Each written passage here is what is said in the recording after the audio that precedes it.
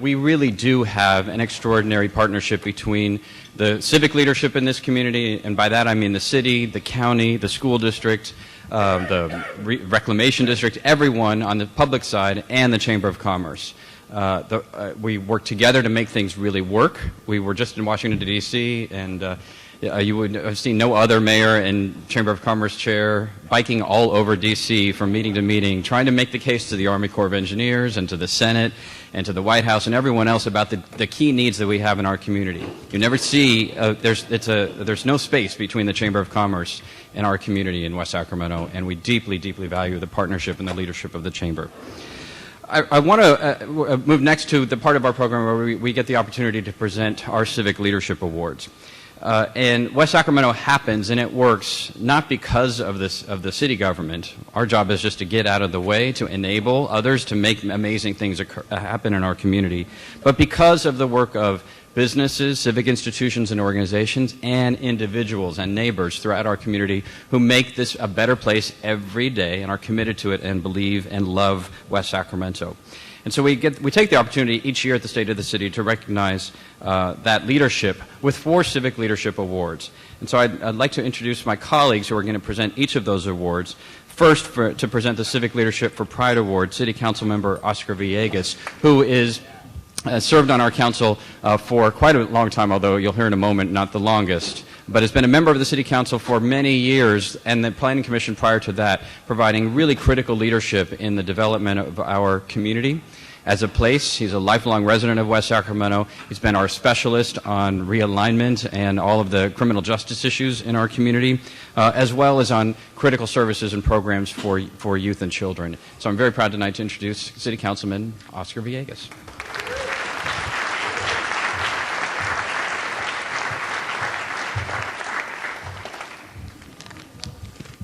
Well, good evening.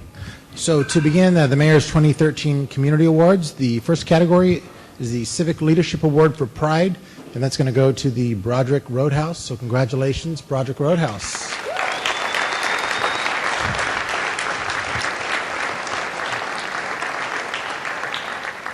So for those who have not experienced it, you really need to get there. The Broderick Roadhouse has truly transformed the great food truck to a great restaurant in West Sacramento and now a regional destination. Owners Chris Yarosh, Steve Ham, and Matt Chong join us this evening. So Chris, for those who may not know, started the Wicked Witch food truck in 2011 based on his love for the Primanti sandwich from his hometown of Pittsburgh, and he brought the idea with him to West Sacramento. Steve Ham has owned a locally based design firm focusing heavily on restaurant remodels and build-outs for a number of well-known establishments in Midtown Sacramento. Some of those include the Blackbird, the Fox and Goose, Lounge on 20, is just some of the few. And then Matt owned a cafe years ago called Infusion. He left the business after a couple of years but yearned to return. He started a food blog. Then he started to do pop-up events in order to build awareness. Matt was given the opportunity to guest chef on the Wicked Witch in 2012. Their excitement about coming to West Sacramento has brought them a lot of success with their restaurant location on 6th Street, for those of you who are not aware where it's at. And the menu is more than just burgers and fries. It's about relationships with local farmers and a real commitment to quality ingredients. This summer, Broderick will be opening a location in the Sacramento Downtown Plaza Food Court, as well as plans to open a kitchen at Raley Field. They will also be at Farmers Market this summer, featuring a farm-to-food mobile food truck. And I think they were supposed to be coming up here if they haven't made their way up. So once again,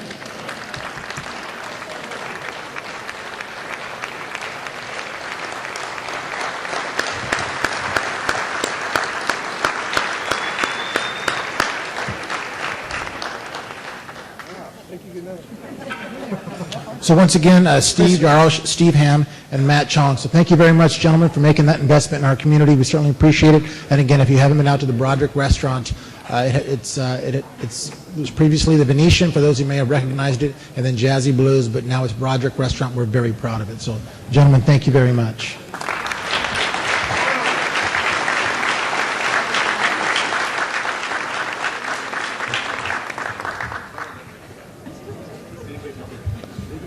So as they're taking their photo, in addition to our city's recognition, each of the honorees tonight is receiving a special proclamations from Congresswoman Doris Matsui, who is represented by Nathan Dietrich this evening, by State Senator Darrell Steinberg, represented by Karen Zebron, and by Assemblymember Roger Dickinson, who is here representing himself.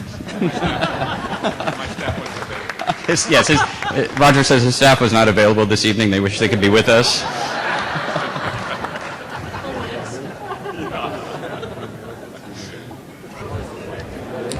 All right, next we have our Civic Leadership for Prosperity Award, and to present that award, I'd like to introduce Mayor Pro Tem Chris Ledesma, who is the newest member of the City Council, but wasted no time after being elected. As you all know, we faced a severe challenge with the elimination of redevelopment by the state of California, and in the midst of that challenge, Councilmember Ledesma agreed to lead a task force, including many in the business and civic community, to help us figure out quickly and strategically how to respond and how to reposition West Sacramento. It was a widely heralded strategy which we are implementing and that the voters themselves affirmed in the last election. And we deeply value his work on that and many other issues. And so, ladies and gentlemen, Mayor Pro Tem Chris Ledesma.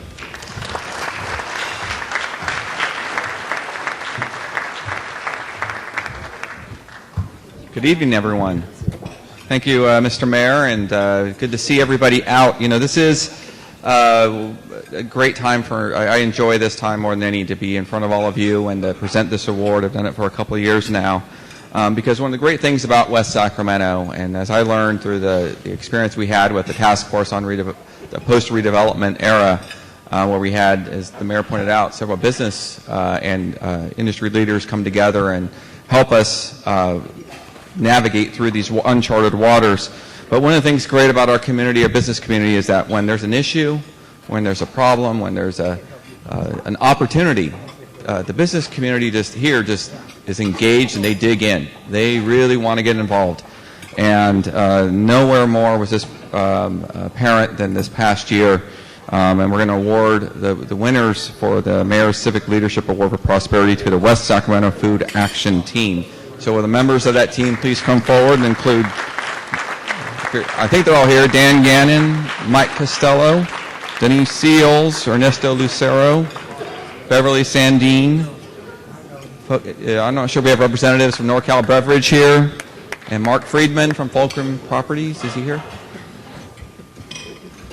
Did he make it? Okay. So as you may be aware, last year on this stage, our mayor, Cabaldon, announced a very ambitious endeavor, and that is to create West Sacramento, create a food hub here in West Sacramento. That is to make our city the hub of all food and agricultural activity. And one of the things that he did, and one of the things we had to do, is bring together the research, the production, the distribution, the consumption of our local food and agricultural industries here in the world. So last summer, the mayor formed a group of local industry leaders to develop innovative ideas and how to grow this local food hub. Now, this group came together. I heard about some of the stories from these meetings. They were very energetic. They were very creative, but they really had to create something new. So some of the ideas they came up with on how to really connect the business community with this food hub concept is actually a farm to fast food concept, which is actually, I'm understanding, is starting to create some momentum here in town. It led to a concept of the grotels, where we'd use hotels or motels along that aren't used as much for laboratories, basically, for new farming. There was even, I understand, a concept in this group of a farm app where farmers could put out an app of what they're growing and what's available for the week, and restaurants could capitalize on that. That is actually being utilized today. I think one of the Yolo County commissioners that was on the board actually went and developed it and is being used today. So it was really an exciting endeavor that this group participated in. They brought their energy, their ideas, and they created lifelong relationships that are growing our city as a food hub, including, you may have read recently, Dan Gannon's Humble Roots farm in the Sacramento Bee. Did everybody see that this week? Very exciting that he's made it available. But his relationship with the eatery, which is one of our emerging and solid eateries here in town, they've established a relationship as a result of this food action team. So it's my pleasure to bring and award these folks the Mayor's Civic Leadership Award for Prosperity and thank them for their service.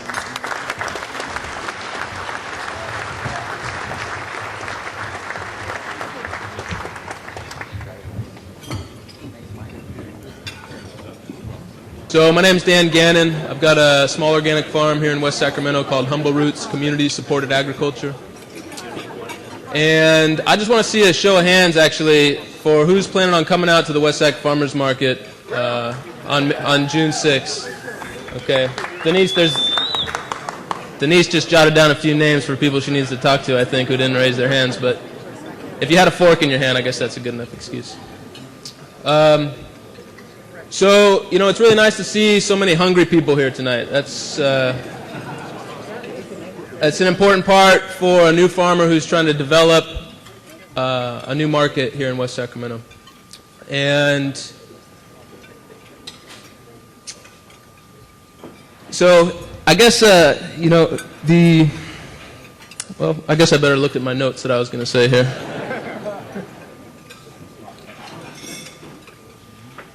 So the only thing I really want to say tonight is thank you to everybody in the community who eats. That's the only thing. That's the only thing that's important. There's a lot of times where I'm talking to people and they say, "Hey, why should I care if my food's coming from a new farm or anything like that?" And I just let them know the simplest answer is if you eat, if you like to eat, and not if you like to eat something fancy like we got here tonight, but if you like to eat at all, we need to support new farmers. So.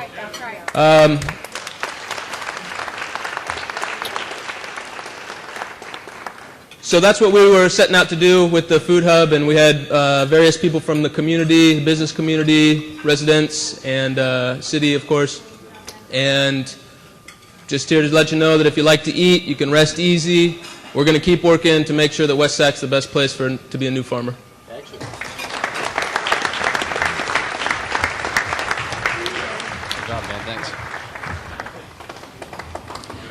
Next is our Civic Leadership Award for Service, and there really is no more appropriate member of our City Council to present this award than City Council Member Bill Christoph, who's been a member of the City Council and a leader in this community since we became a city in 1987. He is the stalwart advocate for fiscal prudence and responsibility, for reminding us of where we've come from and why we're in this in the first place.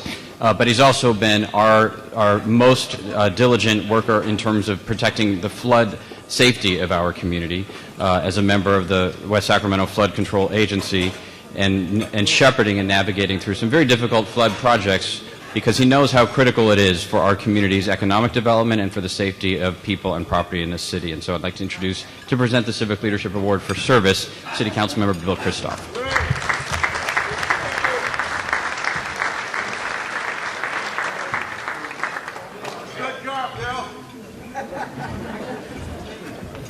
I'll bet it's going to be briefer than the other presentations. First of all, thank you, Mr. Mayor, for the kind words. And I have the honor and the privilege of introducing somebody who, quite frankly, has been here before. But at the same time, she has been a real stalwart of this community, and her name is Beverly Santine. Come on up, Beverly.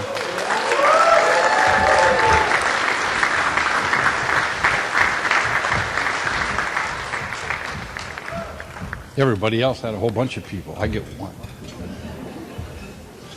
Beverly, or Babs Santine, has been a West Sacramento resident since 2002. She moved here with her husband, Marty Swingle, from Newport Beach. Bab worked at UC Davis. While during her tenure, she was Assistant Vice Chancellor of Alumni Relations, Executive Director of the Cal Aggie Alumni Association, Vice Chancellor for the University Relations, President of UC Davis Foundation, as well as she led the campaign for UC Davis, which raised over, are you ready? $1 billion from 100,000 donors. That's a lot of money. Babs has now moved to Los Rios Community College District, where she is Vice Chancellor for Resource and Economic Development, as well as President of the Los Rios Foundation. Throughout the region, Babs has served on YOLO Community Foundation, Sacramento Valley Conservancy, Metro Chamber of Commerce, American Legion Forum, the American Leadership Forum. She has served on the West Sacramento Planning Commission since 2005 and has played an integral part and a major role in the projects including River Park, Yarborough, Sackport, West Bridge, and the Bridge District Specific Plan. Locally, you may see her at West Sacramento Rec Center, the Rotary Club of West Sacramento Centennial, and the West Sacramento Farmers Market. I really want to have a great round of applause for this young lady, Bab Santine.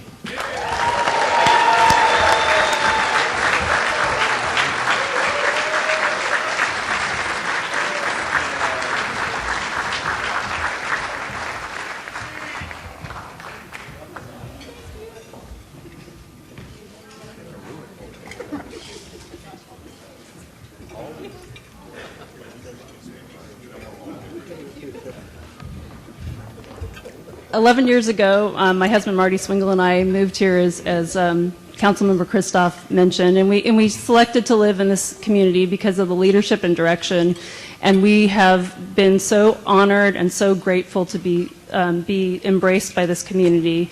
There are so many opportunities to step up and do things here, and I know that all of us here love the city, and it just touches me. I was so honored when I learned on Facebook that I had received this award from a post that Denise Seals had made, and I can't tell you, I just look forward to the decades to come. Again, thank you to the mayor, the council, and the chamber. Thank you.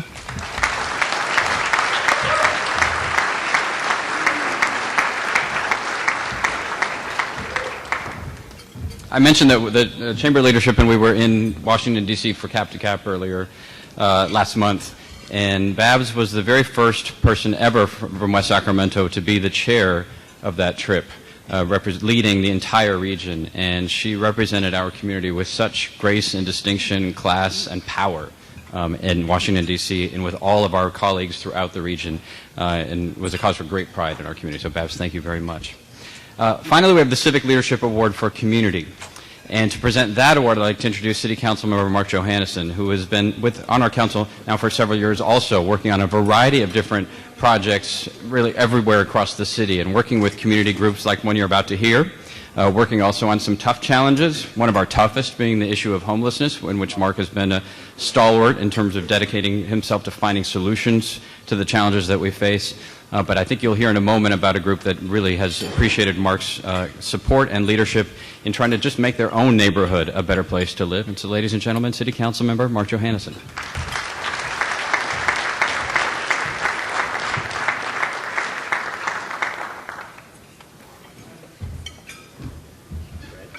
You know, on City Council, we struggle to create a city that actually has community, and it's really not something you can manufacture.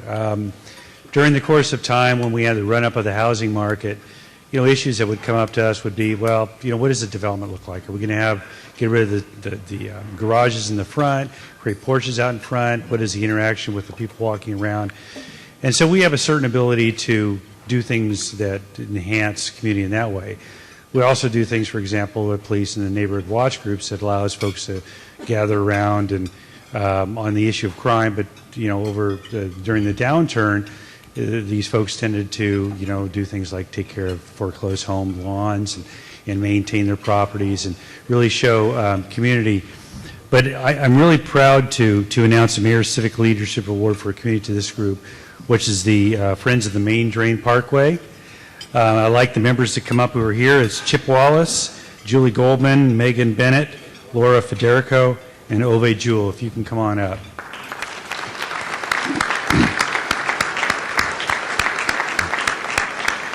Now, as they're coming up, kind of a background in this group. This is a group of folks in a neighborhood in Southport They started off, it's probably 8 or 10 years ago, advocating for the construction of a bicycle and walkway along the main drain, which is a reclamation district canal that goes from basically the Nugget Market toward the south of Southport.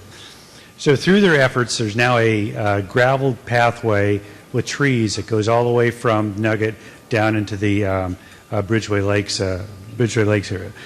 Now, what's happened over the years is this group has really brought the neighborhood forward in terms of using some of the property that was kind of city property, kind of not, but doing basically guerrilla gardening.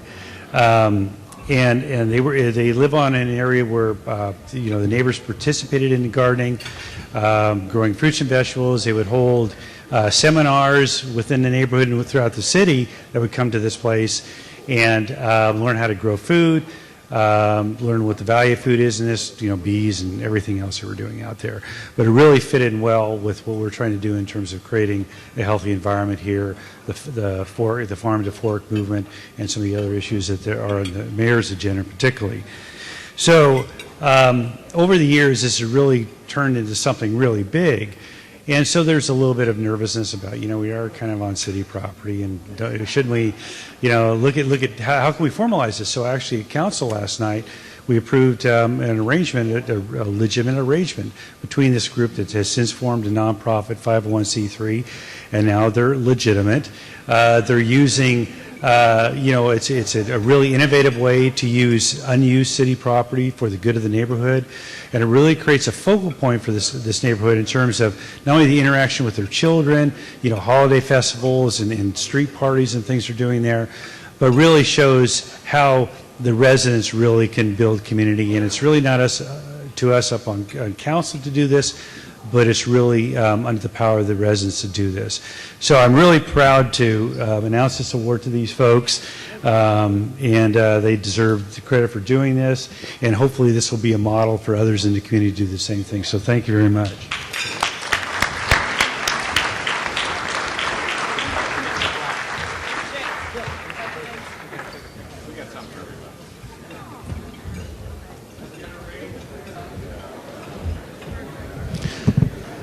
Hi, I'm Chip Wallace, and I'm the current president of Friends of the Main Drain, and I just wanted to thank City Council and the City Manager's Office for approving this licensing agreement last night, which will really help us go for grants and to publicize more. And if you haven't seen us, we're out in Southport off the Main Drain, then come out and take a look at what we're doing. Thank you.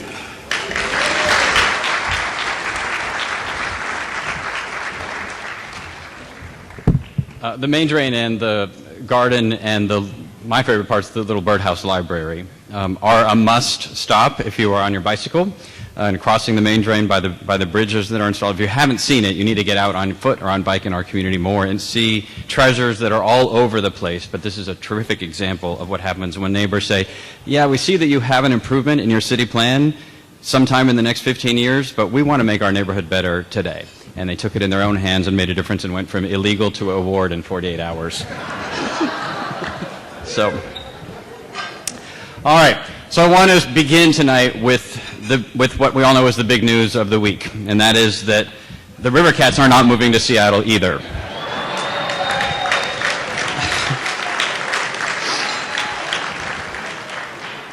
Good enough? Done? I actually do want to begin by congratulating the city of Sacramento and our entire region on what looks to be a come from behind David versus many Goliaths story that I think we all should be proud of. Certainly kudos to the city of Sacramento across the river and to Mayor Johnson for his dogged, steadfast, take no prisoners, I'm not going to do anything but focus on this approach that paid off. Despite all of the critics and all of the questions, he delivered. And the city of Sacramento was right there behind him, and so was the region. All of us. Supervisor McGowan is here, several members, all the city council members, and I can't tell you how many times we've been in those sessions trying to make this project work, and whether it's being supportive, whether it's trying to convince the NBA that the entire region is with this project, supporting the work that the Mayor Johnson and Senator Steinberg and others have been doing. to try to play defense and offense at the key time. West Sacramento has been right there on this project, and I'm very proud of this community's readiness to stand up in order to pursue a project that will have tremendous benefits for our city. I've often said the best place. I mean, I love basketball, but the best place for a basketball arena of NBA scale is 4 blocks away from your borders, and so we couldn't be happier. We are going to be analyzing the impacts. We are not looking at this project with rose-colored glasses. We know there's going to be effects on the bridges, on the off-ramps, on the freeways, and so we are paying very close attention to that. But we're also working closely with the city and others around solutions and mitigations for those. And so things like the new bridges, the streetcar, joint parking agreements, we know we can get those done in a way that will make the sports and entertainment facility, the arena, a real jewel, not just for the city of Sacramento, but for the whole region and for our joint waterfront together. This is a big win. So I want to skip the usual drama and just get right to the bottom line, which is that the state of the city, with a nod to our strong friends out in Boston, the state of the city is wicked awesome. I mean, it really is. It's really good. I mean, it's... Permits are flying off the counter upstairs in the building department. Old infill sites around the area are getting excavated. Piles are getting driven. Frames are going up.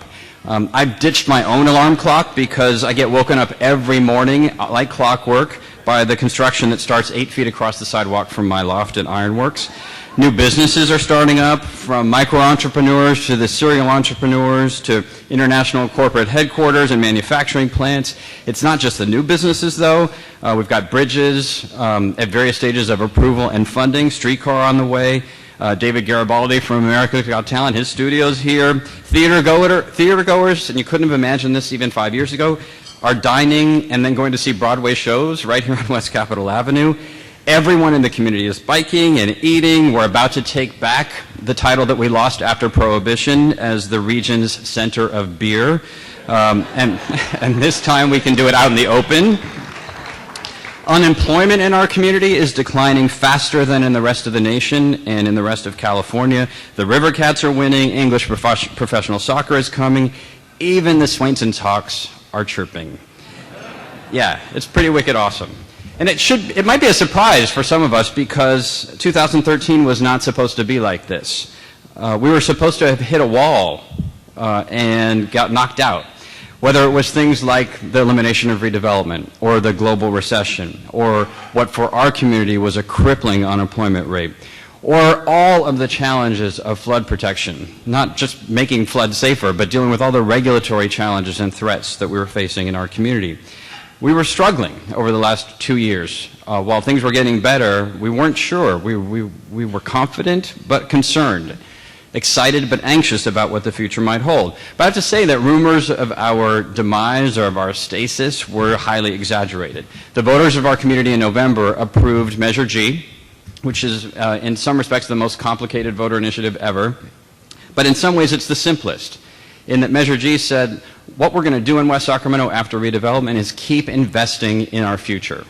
We're going to keep taking revenues that are generated when we improve things, and property tax revenues go up because things are better. We're going to keep investing those things and getting it even better.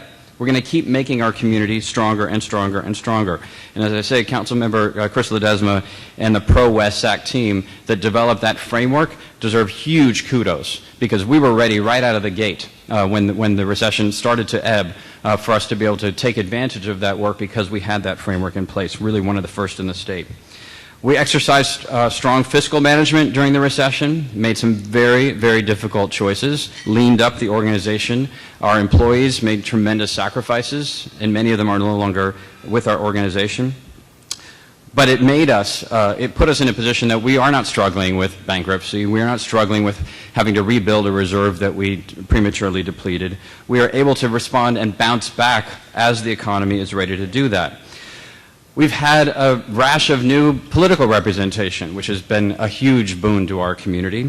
From Assemblymember Roger Dickinson, we have an Assemblymember again who is representing our community and speaking up in the Capitol for us on issues like flood protection and redevelopment and so many others that matter to us. We now have the President of the California State Senate as our state senator, who has been a terrific advocate for our issues, whether it's saving us when the whole Delta realignment was done and we were worried that we were going to become a colonial vassal of some unknown state agency, or simply paying attention to our issues on housing and economic development and tax policy. Senator Steinberg has already been a great advocate for us. He's going to be spending the day tomorrow here in West Sacramento touring some of our great projects.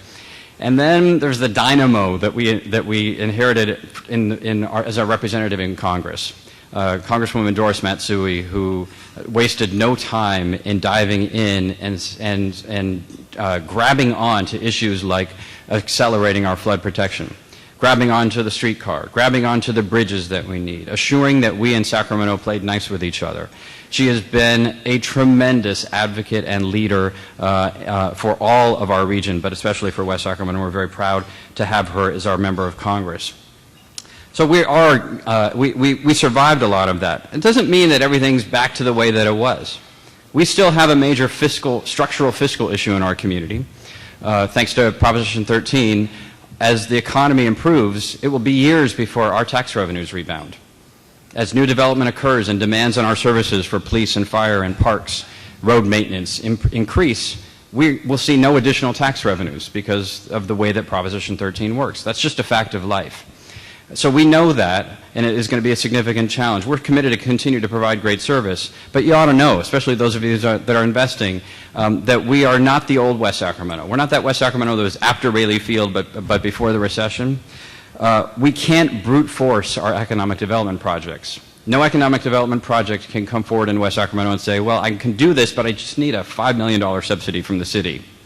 We are not in the subsidy business. We are going to be lean. We're going to be like we were when we launched Rayleigh Field, when we launched the Ziggurat, when we did the Riverwalk, when we began the work in Southport, and that is we can help, we can enable, we can expedite, we can speed, we can make sure that you're making money faster. But we are not going to be we won't be a bank for subsidies. That's not possible into our future. And I think it's the right thing, but it is the reality. Now, I should say, for those of you who are thinking, well, I don't know if I want to be here anymore. Can I get dessert and go? No other city has subsidies to give either. And in fact, many of them are dealing with significant structural deficits and some bankruptcy. And so it's not that the problem is worse here. In fact, it's much better because of our fiscal management. But our expectations have to shift around what the role of government is, what the role of the public sector is in driving economic development and community improvements. We are now a partner rather than the brute force driver of change.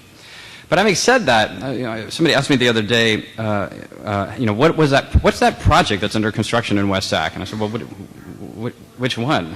What do you mean? Oh, on the waterfront. What are you guys building over there on the waterfront? I'm like, you need to help me out more.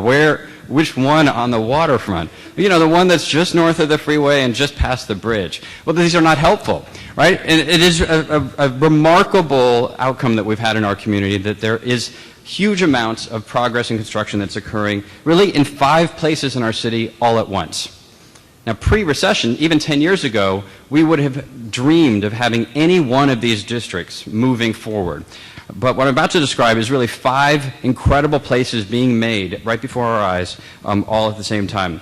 The signature one is the obvious one. It's the Bridge District. It's obvious because we've made significant investments and because it is the showcase project for our community and really in some ways for our region, for the state of California. Last fall we won a couple of regional trophies for the best project in the region, and our best project wasn't even anything pretty or shiny. It was the roads, it was the sewer pipes, it was the infrastructure under the ground in the Bridge District to make possible what every citizen in the whole region already knew, which was, you've got an amazing waterfront, why isn't somebody doing something with it? Well, now someone can. And the moment that we finished that infrastructure project, projects started to come, even during when we weren't so sure that the recession was about to turn. So we can see some of that work that's already underway. The Rivermark project that is under construction, where we're one of the few places that said we want to lead with an affordable project.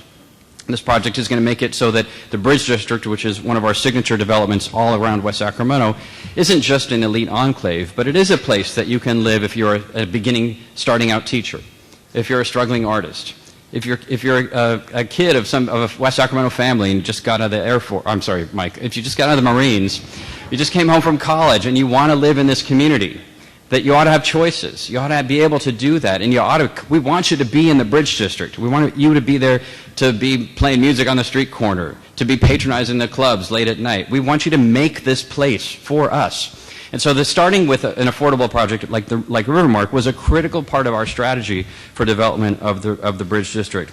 Ironworks is under construction like crazy, and the big lights on the water tower are a gigantic announcement. If you haven't seen them, but they are a giant, colorful announcement of what we're doing in that region. Fulcrum is getting ready to begin the development of its project around Garden Park, and it's going to be astonishing. That's the project that many of you know Mark Friedman has been leading. Mark Friedman pitched that part of the project to the NBA in that presentation, and you may have heard David Stern said that was one of the best presentations that he had ever heard. I shouldn't say not just about our project, but around all of the projects that are affected by the arena, but significantly including the Bridge District.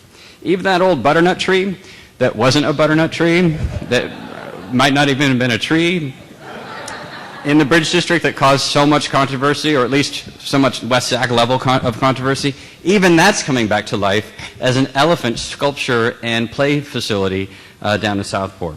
So everything in the Bridge District is popping up. We just approved an allocation of funds to begin the design work for the public pier that will go out into the river from the Bridge District. And then there's what is our biggest project plan for the Bridge District at the moment, which is the Marriott Hotel and Conference Center, which is a huge project, both in terms of its scale and its ambition, but also its impact and its need. Jack Enos from CalSTRS, the California State Teachers Retirement System, is here this evening. And when we were pitching this project with the Marriott team, they came to his beautiful facility on the waterfront to look out at sort of what it would look like from a room in the Marriott. And that team was stunned at what was possible here, that sometimes we overlook in our own community and our own region, about what is so amazing about the natural environment here and about what is being created in terms of art and music and place in this community and in this region. And they were sold right away. And thankfully so, because as Jack said, they need them at CalSTRS. They need a first-class waterfront hotel that can host their top-level executives and visitors from other countries and companies that they are making investments in. We need it as a community. The waterfront needs it. But it's not just the hotel, although the hotel would be enough for a State of the City address all by itself. It is the conference center. It is the parking structure, which may sound mundane, but without the parking structure, we can't deliver the kinds of dense urban place that we want in the rest of the Bridge District, because we will not be building giant open parking lots. We will not be creating bountiful amounts of free parking on the street. But the parking structure is essential for us to make sure that we continue to have vehicular access to the Bridge District. And then this will also trigger the development of the first private project there as well. That we're working on with the Yaxon and Unger Group. So this is a gigantic step forward for the Bridge District. And so if all we were doing in West Sacramento as we're coming out of a recession was the hotel and the Fulcrum Project and Ironworks and Rivermark and the pier and the butternut elephant, if that's all we were doing, if we'd gone back in time to the incorporation of the city, we would have thought that's an amazing 5-year agenda for West Sacramento. That would be amazing if we could get that accomplished. But that's not all that's happening. Just north of the Bridge District in Rayleigh's Landing, Tower Bridge Commons is under construction, right across from Rayleigh Field, the old Rayleigh Field parking lot. We also, in the same action that we took on the pier, we've taken over Rayleigh's Landing boat dock.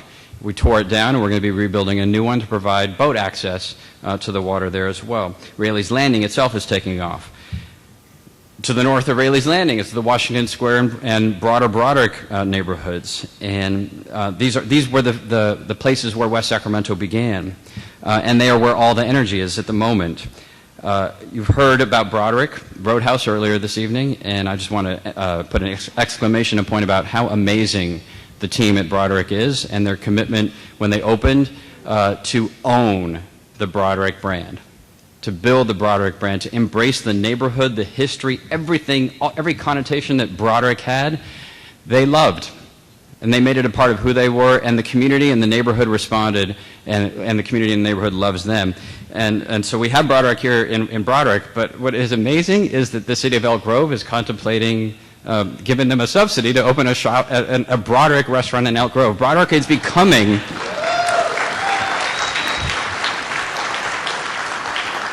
Broderick, which used to get no respect, is now becoming an international brand, and it's fantastic, and it's because of those guys. Even for a few months last year, if you use Facebook or if you use an Apple iPhone and you were anywhere within 5 miles of the state capitol and you checked in on Facebook or your Apple iPhone, it said Broderick. And no one could understand why. No one knew how Broderick had somehow taken over the entire grid and portions of South Natomas. And that lasted for month after month after month after month, despite some vigorous complaints from the city of Sacramento. But it caused a lot of people to ask, well, what is this Broderick thing? What is this? What is this place? And so we can see already that there's tremendous interest in what's going on in Broderick and in being a part of it.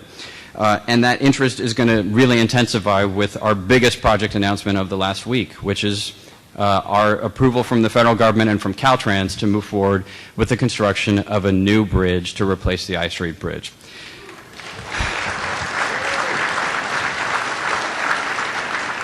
And we've been talking about this, we've been hoping for this for a long time, but we don't know how to pay for this. A bridge is expensive, and we wanted to build two bridges, the bridge across at Broderick and the bridge at the Broadway Bridge. But the I Street Bridge is a critical facility in our community. For so many folks in the neighborhood who use it or would like to use it to get across the river, whether it's by foot or wheelchair or bicycle or a car that is wider than 3 feet, it's almost impossible to safely navigate the I Street Bridge. And so coming up with an alternative was a critical priority for our community. But we wondered, how are we going to build that bridge for $90 million, plus a Broadway bridge for $120 million, plus a South River Road bridge to connect Southport to the rest of the city for God knows how much? How are we, our little town, going to accomplish all of that? And in fact, a lot of folks thought we couldn't, but we are. And so the federal government is going to pick up almost the entire price tag for the new I Street Bridge. We will have a local match.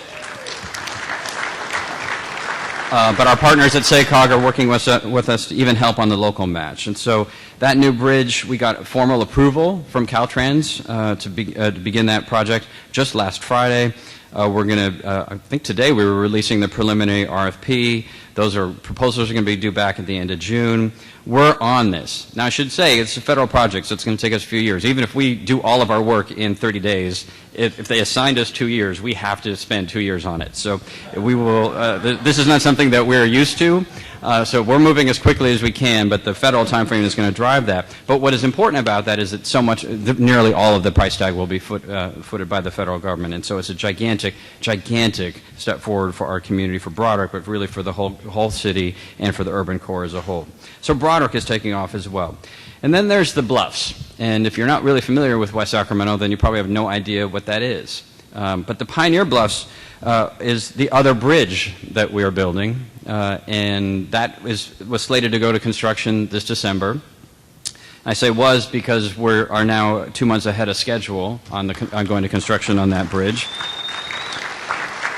And this is a bridge that principal funding for which is coming from the state of California through the infrastructure bonds that the people approved that will connect South River Road down from the industrial portion of the city to Southport and to Village Parkway, providing the critical second access to the Southport Loop.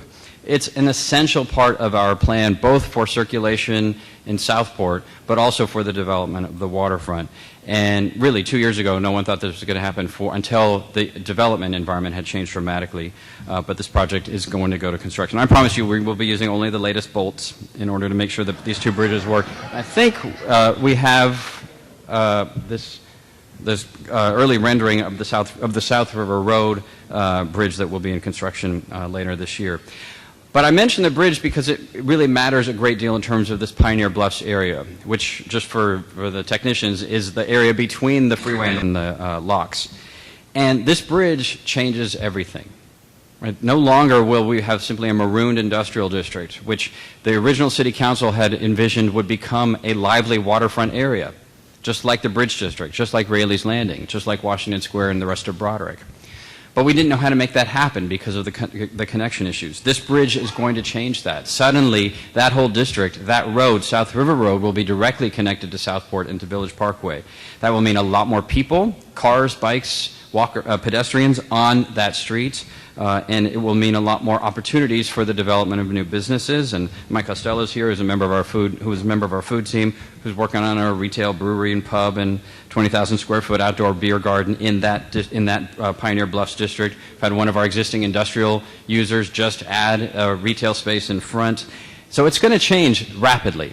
As we see new use and traffic on that street as a result. And then the development of the Broadway Bridge, which we are going to be proposing to the region, that get underway later this year, will intensify that even more. And so an area that you may not even have heard about 2 years ago is about to pop. And it's about to become the next waterfront opportunity in the community in the region. And then there's this place, West Capitol Avenue, which we have transformed. This place, if you come here in the daytime and many, many evenings, is full of life of all kinds, whether it's at the theater, or the preschool, at the community center, the senior center, the library, or events here at City Hall. West Capitol Avenue has really come alive in a way that we had hoped and that we had dreamed of, but it's about to get even better. The streetcar project, which we've mentioned a couple times tonight, you're going to keep hearing about, is on track. And I'm mentioning it here because the streetcar will begin here, go to Raley Field, to go across the river, go to Old Sacramento, to the arena, to the depot, to the rail yards, and all the way over to Midtown. It will connect really anything that matters in the urban part of the region together. And it's critical. Really, it's hard to envision an arena surviving an EIR process without a streetcar. It's hard for us to envision a region working without the streetcar. And late last year, Congresswoman Matsui brought the Secretary of Transportation and the head of the Federal Transit Administration to our region to talk about how to make this happen. Congresswoman Matsui said, "This is a great idea, but we're taking too long. We're not moving fast enough." That's a Congresswoman I can love. And so we are on track. We've been meeting extensively with the Federal Transit Administration, and we intend to be moving towards getting a full funding agreement through the Small Starts program next year.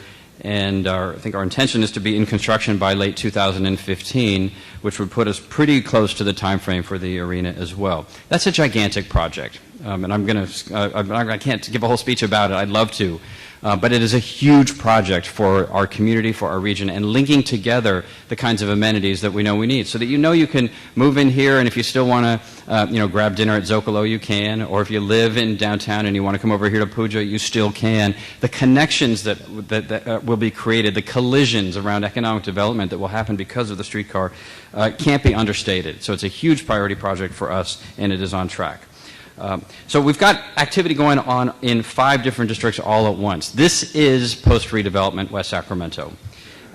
We had an Avenue Q here just a couple of weeks ago with a Broadway production, and so one line I'm going to borrow from it is, say, when you rearrange the letters in West Sacramento, it spells opportunity. Right, Lisa? Is that right, Lisa? Okay, so anyway, here in Yolo County is perhaps California's most important agricultural county, and everyone does their part. In West Sacramento, our job is to grow cranes. Our job is to bring tractors out of the ground and make these kind of projects happen. But, this is not just about construction. Just building things is not enough to make a community or to activate the place. We can build a theater, we can build a coffee house, we can build an art show, we can build a flower shop, but it doesn't matter if it's not inhabited. Not just occupied, but inhabited by people that can make these places really, really work. And the sense about the extension of the grid in downtown and midtown Sacramento is a critical one, right? Because the kinds of neighborhoods that we're creating, the kinds of places that we're creating in Raley's Landing and Washington Square and the Bridge District and soon the Bluffs are in some ways that extension. That rather than thinking about the Sacramento River as a barrier between the grid and West Sacramento, I like to think about the water of the river as reflecting the grid over here. Because we have 3rd Street and 5th Street and C Street and G Street. The grid is over here too. It's just it's reflected in the mirror of the water of the Sacramento River. The grid is even refracted into the State Streets area of the city, where 15th Street and 10th through 19th all exist. We are part of a larger set of downtown and midtown. We are the other half, the other third of the downtown, midtown, West Sacramento triad. And achieving the kinds of smart growth urban development that we've been preparing for is a really critical part of that. And so as we build these other facilities and the bridge and streetcar crowd from across the river are able to access our community better, we have to start creating places that folks like that will want to inhabit. And it's important to remind ourselves that that although we may want to, those of us who live in Southport or in Old West Sac or in Bright or Broderick who are envisioning the opportunity to enjoy the kinds of urban amenities that you might see in Midtown or San Francisco or elsewhere, that we have to not just build the buildings, we have to make them attractive to the kinds of crazy young kids and other people who will make those things happen. Right? There are no great suburbs that have created the kinds of places that we're doing in the Bridge District. They require a different kind of vibe. They require a different kind of freedom to be different, and that's what we are going to be doing. One of those things is changing the way that people move around. Right? So we have this debate, I will tell you all the time in City Council, about the balance between parking cars, bikes, pedestrians, and other modes of getting around in the urban part of West Sacramento.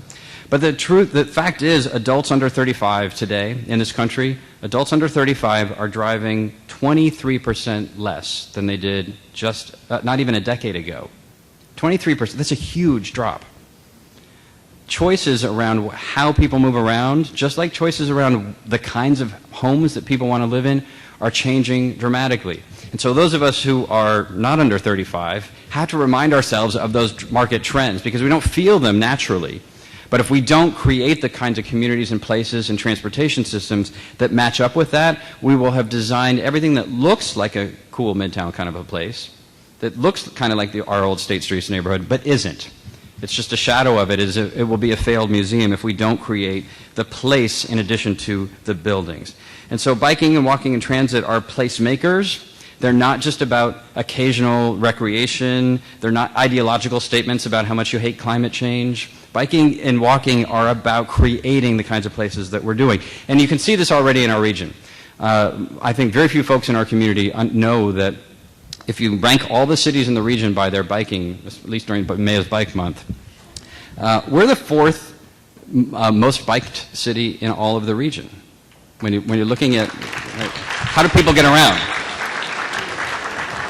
And there's Davis, where I think it's like the law, you have to ride a bike, so that one doesn't count. And then there's the city of Sacramento and us, like right there in terms of per capita cycling. And I think the other city is Folsom. Those are the four. And there's really not even a close fifth. And so when we think sometimes, West Sacramento is not like that, we're more like Rockland than Davis. Well, not really. We love our biking. We like our walking. We may not always have the right facilities, or it may be impossible to get up Jefferson between the freeway. There might be a lot of hazards, but we want to do it. And it's our job to deliver the system to make that happen. So just this month, the City Council approved a $46 million bike and pedestrian plan to make that possible, to make what people are already saying they want to do by their choices, make that safe and reliable and possible as a primary means of entertainment. But it isn't just about moving around. It is about food and entertainment, and that is why 2 years ago we called for us to become a Silicon Valley of food, and last year why we launched the Food Innovation Hub Initiative. And since that time, Farm to Fork has come around and Next Economy, but really it started here. And you can see it already happening. We've heard about some of the examples tonight, whether it's Broderick or the opening of Oscar's very fine Mexican food, because we didn't have any Mexican food here before, or Oscar Villegas would kill me if I didn't mention Five Guys burgers. I mean, those have all opened. Bike Dogs on the way. Mike Costello's brewery on the way. The Mobile Food Festival, which was a huge success here. Nippon Shoken, the construction of their manufacturing facility and their U.S. headquarters, a gigantic step forward in the distribution, production, manufacturing side of our food hub equation. And I should say that the Nippon Shoken executive team is also really good at eating dinger dogs. At loving and enjoying dinger dogs. But it isn't just the new either. It is also the expansion and renovation of Cap's Bar and Grill at Capitol Bowl. It is the replication of Wicked West Pizza from Southport to also now be in the River Point Center. It is the expansion of United Bakery. It's the expansion that's ahead of schedule at American Pasteurization. It's the expansion of Feeding Crane Farms and Cultured Kitchen and Humble Roots. What we are seeing is an explosion in many ways of food in our community, in every part of the industry, every part of the chain of farm to fork. And it isn't just about those new ones either. It is also about, during the recession, this community stood behind institutions in our community. So that despite the worst recession in our history, the Pheasant Club is still here. Vince's is still here. Emma's is still here. Sal's is still here. Carol's is still here. Puja is still here. Vientiane is still here. The eatery is better than ever. I'm so proud of this community for supporting those institutions while embracing the new and remembering what it means to be a real West Sacramentan. But that is our emerging food ecosystem. Nobody's masterminding it. There's no puppet master. There's no one making this happen. There's no department in City Hall doing this. This is the result of everyday people in every sector of our community and every part of our economy being committed to making this kind of work happen. The farmers market is a terrific example of it, and if you did not raise your hand, we're going to come get you on June 6th because you're going to see something really incredible. And it's because, and I mean that because farmers market have become very popular. But I've been to a whole bunch of them. I think I've been to 5 farmers markets in the last week, and I couldn't tell you which one was which because they're all great, but they've all become great in some ways in the same way, right? And they kind of feel like you're going to just a mall of farmers markets. The farmers themselves aren't there anymore. It's the same farmers at every one, or somebody that they've hired, or it's something that's not even food that's being sold. Here we love our food and our farms, and we want to bring those local farmers and the best local food to the community through the farmers market. I'm so proud of the chamber, but also all of the partners from the agricultural side to the restaurant side for doing something completely different. And they've got commitments from 25 farmers, most of them here in Yolo County, a lot of them new farms who are committed to doing something different. And they'll be educating families about how to use the food that you get there. I know I could use that. I just buy the grass-fed beef and broccoli once in a while and some blueberries because I don't know what to do with the rest of that stuff. And that's true for a lot of families in our community, especially families that are on that are what used to be called food stamps, that need a lot of help in figuring out how do I use this affordable, healthy, fresh food in a way that's going to be sustainable and enjoyed and eaten by my family. And there's going to be other leveraging of what's going on in our community. How many of you know that at our teen center we've got a cordon bleu trained chef? Okay, Denise knows, and some of the city staff know. So he's training young adults here in our community to be restaurant ready. He's got kids in the program, and they are preparing the desserts that we're enjoying tonight. And they come from the bakery that they are operating there that's called Patisse.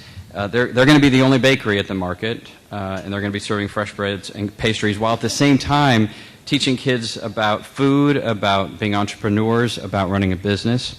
So instead of carnival-style food that you see at a lot of farmers markets, we're going to have a rotating selection of the region's hottest food trucks, plus local restaurant favorites.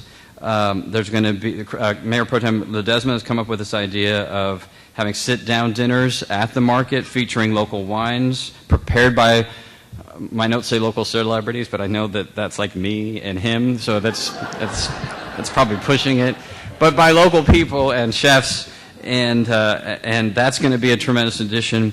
There's going to be fitness demonstrations, master gardeners, how to compost, recycling. The bike dog people are going to be doing bike fix-its. There's going to be all kinds of activities happening there, as well as the farm to fast food concept that the Food Action Team grew, that's taken hold across the country. We're going to be using the concepts from that farm to fast food there to help figure out how to make healthy fast foods and how to use market ingredients in fast food.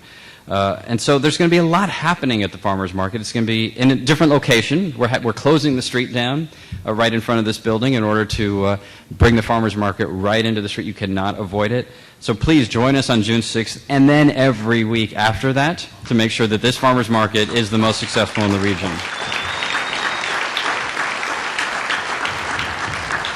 So you know, there was the big story this week in the Sacramento press, if you read the web, is a story about how it's not okay to keep bashing on Sacramento and our region anymore. And I couldn't agree more.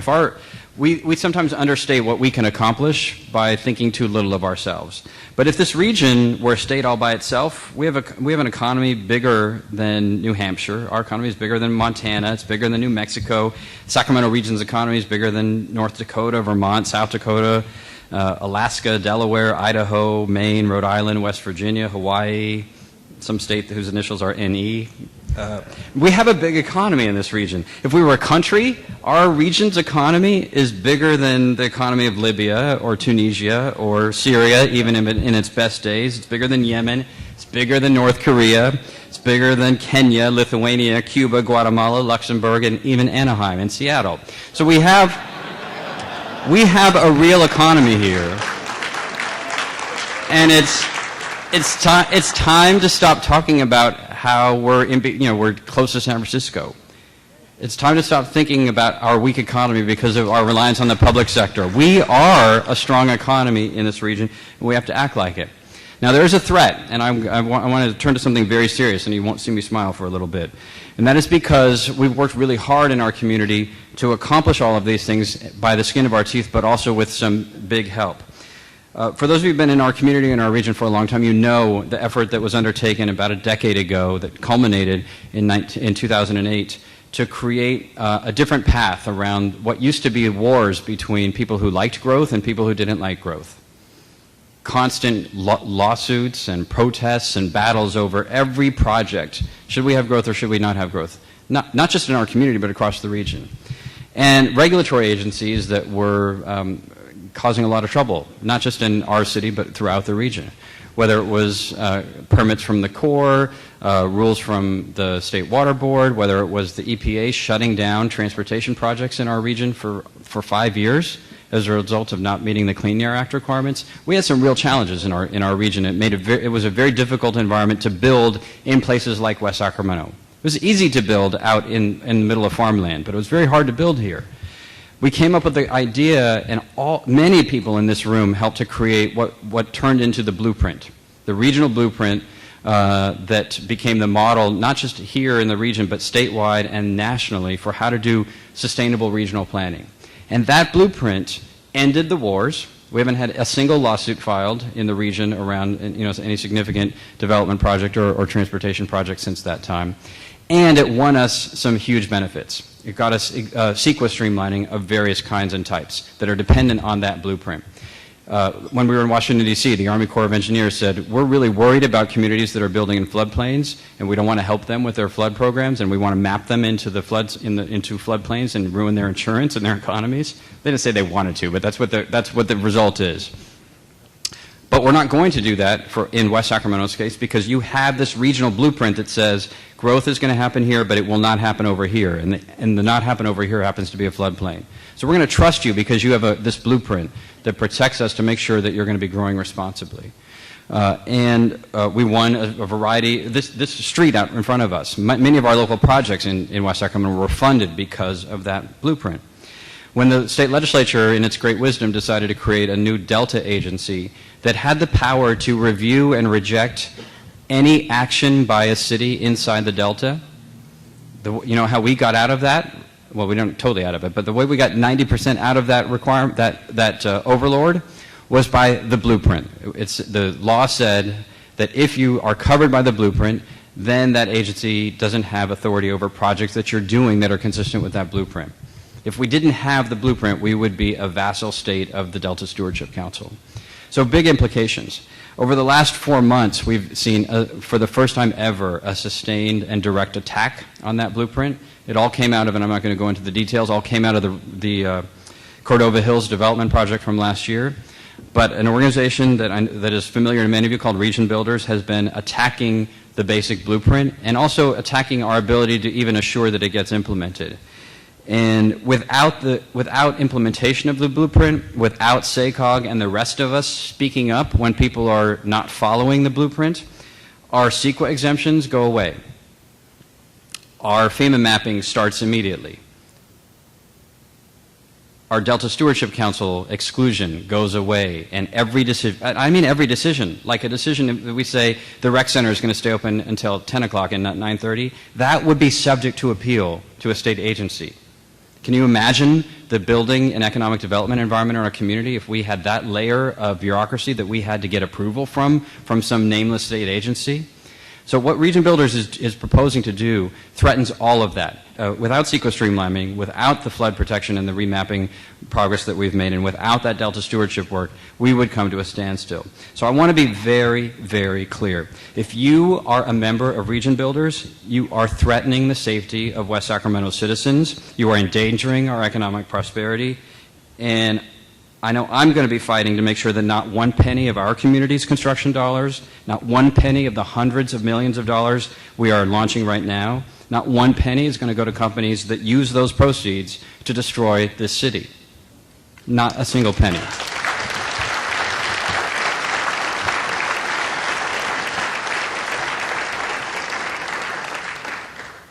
And our priorities are the region's priorities. There's perhaps no community that has benefited more from being part of this region than us. Babs is a great example of the leadership that she's provided. But we wouldn't have that new I Street Bridge if it were not for our participation in the region. We wouldn't get the Broadway Bridge. Obviously, the arena wouldn't have happened. The streetcar would not be happening. The streetcar was the signature project for transportation at cap to cap. So it matters. It matters a great deal. And I hope that those of you who are connected to that organization, to the construction, to the non-residential construction industry will help us to make sure that that threat is averted.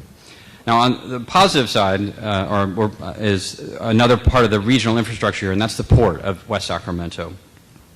For more than a decade, I should say almost since the port's birth, we've struggled financially to keep the port sustainable and in the black. As cargo volumes have steadily declined, and we haven't been able to get new business at the port in a serious way. 7 years ago, we took over the port at the city to try to turn it around, and we've made some progress, and we've provided a lot of operating subsidies and loans in order to keep the port solvent when the rest of the region wouldn't. But we can't keep doing that. The port can't be a drain of red ink on the city of West Sacramento and its citizens.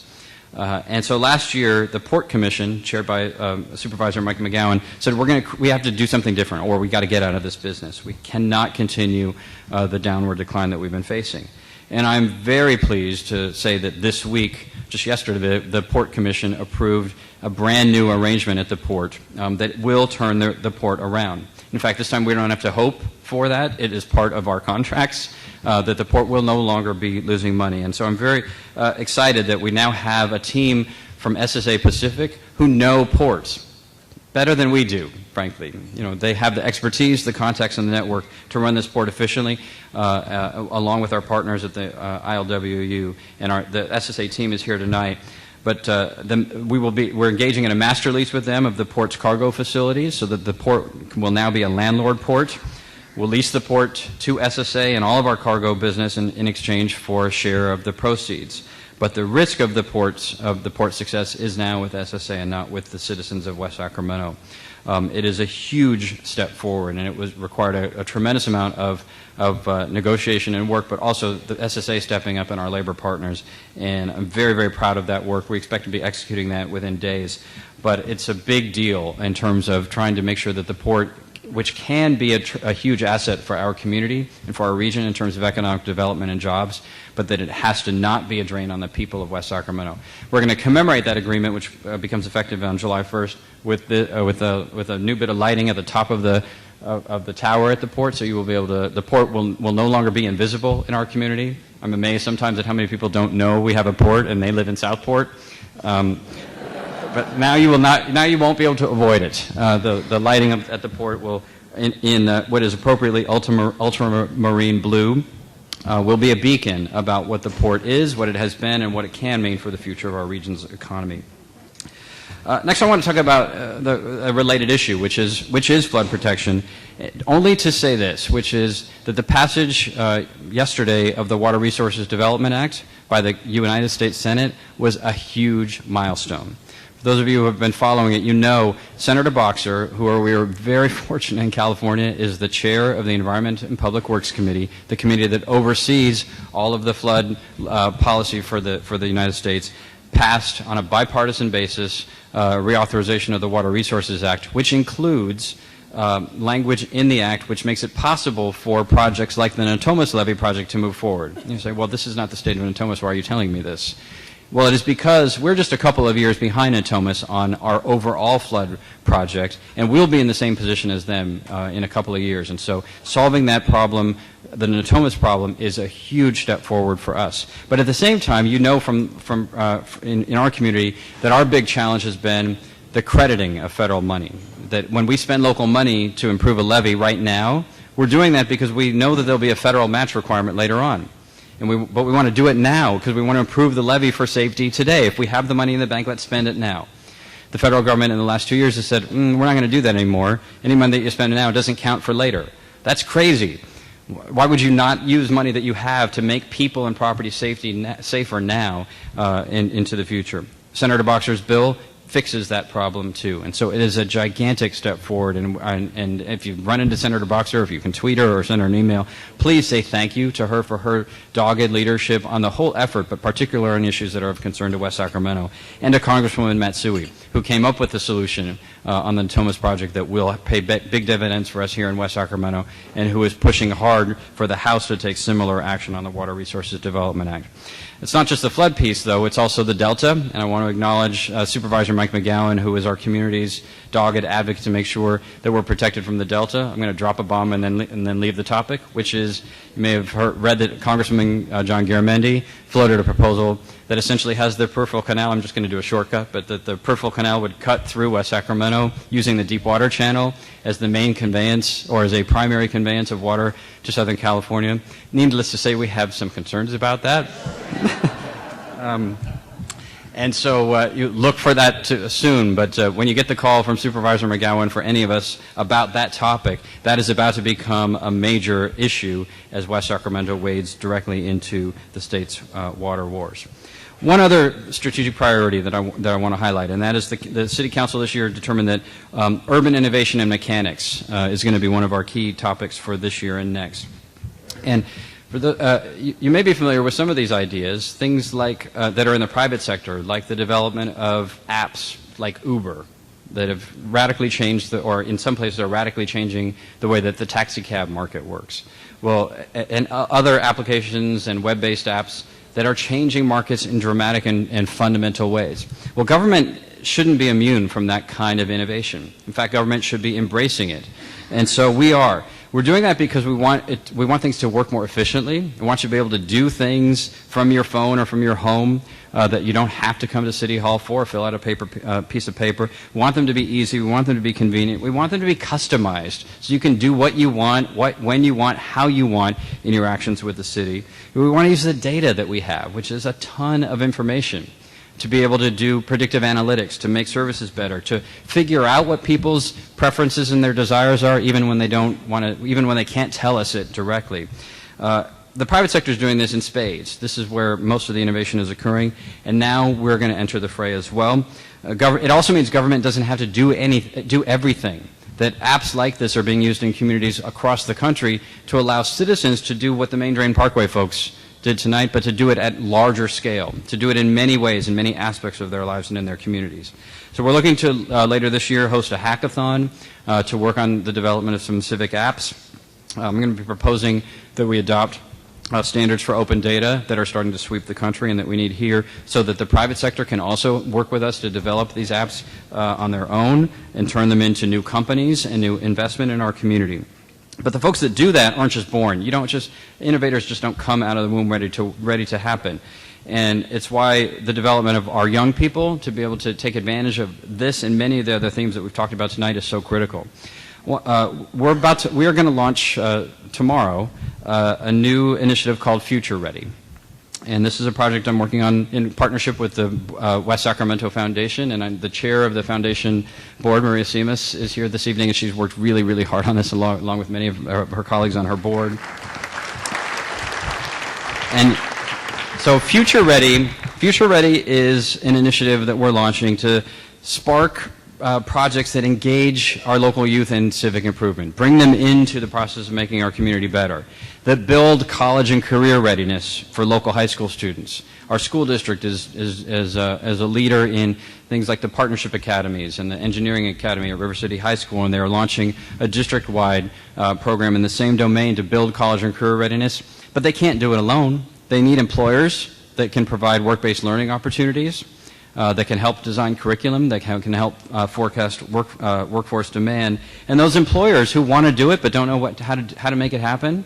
We want to help the teacher who needs the work-based learning experience and the little company that would love to help but doesn't know who to talk to. We want to provide an intermediary for that connection to happen. We want to provide a framework for it to happen so it doesn't have to get reinvented every single time, so that we can achieve a community where virtually every student has the opportunity for some career exposure, for some work-based learning, because too many young people in our community, just like across the country, no longer have the opportunity for meaningful summer employment. They don't graduate from high school having had any kind of a job, and too often those jobs don't connect to the curriculum that they're trying to learn and the academic achievement that they are trying to build. And so we want to be that intermediary. We're going to be giving youth experience in entrepreneurship as well as in employment, in building and creating companies in the kinds of things that we were just talking about, helping youth to write their own apps, to do things like build a top chef for food stamps. Right? How do you make the very best, healthiest food for a family on a food stamp budget? We can provide that kind of training.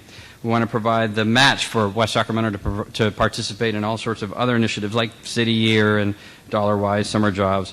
A camp for kids to come during the year to learn how to write code, which is fast becoming one of the key skills to have, or at least to know how it works, and to build those kind of civic apps. A startup semester, where students are invited to spend a summer or some other period of time building and creating their own startup enterprise with mentors, to build this farm to fast food incubator, to create an institute for young leaders to learn how civic change happens, how to be actors, not just those acted upon in the improvement of their community, and to help our schools with the matching fund requirements for things like creating the culinary academy if the district wants to do it, that we've heard so much about in Bright and Broderick as a key part of their priorities. To help train students in our community to be financial planners for our financial planning days, which are hugely successful.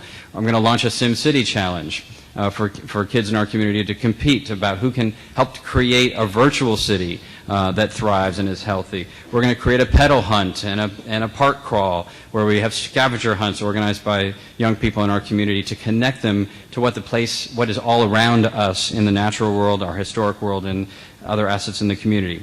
And then my hope is that we will work together with the local community colleges and the schools to create something like the West Sacramento Promise, or if you're in the Sacramento area, something like the Pathways to Success initiative, where I envision that we will guarantee admission from students who graduate from local high schools here in West Sacramento to a local community college. Guarantee admission in the first semester free of tuition. We'll raise the money to help make that happen. If those students graduate college and career ready and ready to directly matriculate to Sacramento City College's West Sacramento Center. We can make this happen. Communities much smaller than us all around the country, even in California, have done it. We're small, but for some perspective, we're 3 times bigger than Boston was during the Tea Party, and they pulled something bigger off than what I've described tonight. In 1850, West Sacramento would have been the 12th largest city in America. If all of us got in a hot tub right now and went back 1 century, West Sacramento would be bigger than Sacramento, we'd be bigger than San Jose, we'd be bigger than San Diego, we would be California's 3rd largest city. Even right now, if we were a country, West Sacramento would be more populous than 8 countries that send teams to the Olympics, and we would kick some butt at boxing and rowing and curling. We are small, but we have the critical mass to be one of the greatest places to live, one of the most comfortable, one of the most vibrant, one of the most fun, one of the most human, one of the most prosperous places anywhere, not just in the region, but in the world.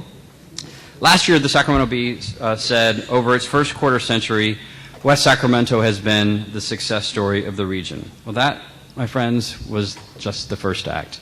Thank you all for the work that you do to make West Sacramento better, and thanks for being here tonight.